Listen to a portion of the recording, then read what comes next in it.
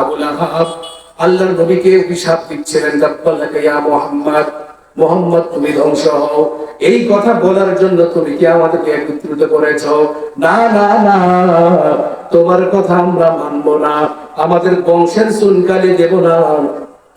বাপ-দাদার আমল থেকে যে ধর্ম আমরা মানি, এই ধর্ম পরিত্যাগ করতে পারবো না। বন্ধুরা আমার, বাপ-দাদারা আমার, আবু লাহাব দৌড় দিয়ে চলে গেল বাড়িতে গিয়ে তার সন্তান, এই দুইটা ছেলের নাম ছিল উতবা, আর একজনের নাম ছিল উতনাইবা। বলে উতবা আর উতনাইবা।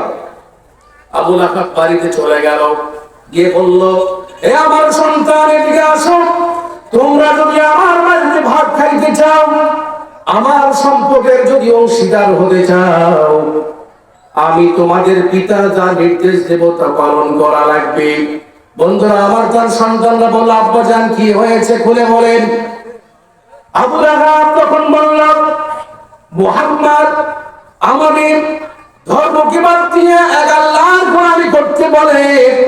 এই আমার কলিজার টুকরা সন্তানরা, তোমরা যে মুহাম্মাদের মেয়েকে বিয়ে করছো, আবু লাহাব কিন্তু আল্লাহ রাসূলের বিয়াই ছিলেন। কি ছিলেন? বিয়াই। বন্ধুরা আমার, আল্লাহর নবীর দ্বীন প্রচারের কারণে নিজস্ব চাচা এবং বিয়াই তিনি বিরুদ্ধে চলে গেলেন। সন্তানগুলোকে ডাক দিলেন, ডাক দিয়ে বললেন, আমার কলেজের টুকরা সন্তানরা, আমি তোমাদের বাবা হিসেবে এখনই নির্দেশ দিলাম, এই মুহূর্তে এখনই মুহাম্মাদের মেয়েকে তালাক দেওয়া লাগবে। মুহাম্মাদের মেয়েকে তালাক দেওয়া লাগবে। শুধু এখানেই তালাক দিলে হবে না, তার সামনে গিয়ে তালাক দেওয়া লাগবে। জোরে বলেন নাউজুবিল্লাহ। এই ঘোষণা দেওয়ার পরে তাফসীরে আছে, বাপজেরা আমার, উতবা আর উতনাইবা, কোন বর্ণনায় আছে একজন, কোন বর্ণনায় আছে দুইজন। দুইজনে নবীজির কাছে চলে গেল। এই দুইজন, ওই সন্তান আবু লাহাবের দুইজন সন্তান নবীজির কাছে চলে গিয়ে বলল, এ মুহাম্মদ, আমরা বলি সাল্লাল্লাহু আলাইহি ওয়াসাল্লাম, এ মুহাম্মদ, তোর মেয়েকে তালাক দিলাম, তোর মেয়েকে তালাক দিলাম। বন্ধুরা আমার, এইভাবে বারবার নবীজির সামনে ঘোষণা দিলেন। উতবা নবীজির সামনে গিয়ে এইভাবে যখন বললেন, আবার থুথু নিক্ষেপ করলেন। থুথু যদিও আল্লাহ রাসূলের গায়ে পড়ে নাই।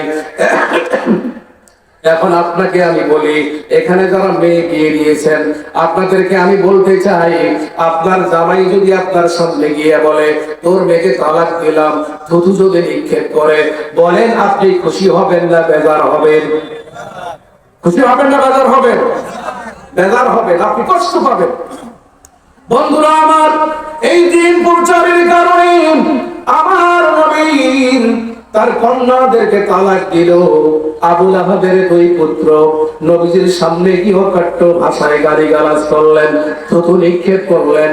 আল্লাহর নবী, বিশ্ব নবী এত কষ্ট পাইলেন, এত দুঃখ পাইলেন, আসমানের দিকে তাকিয়ে দু চোখের পানি ছেড়ে দিয়ে বলে, মালিক,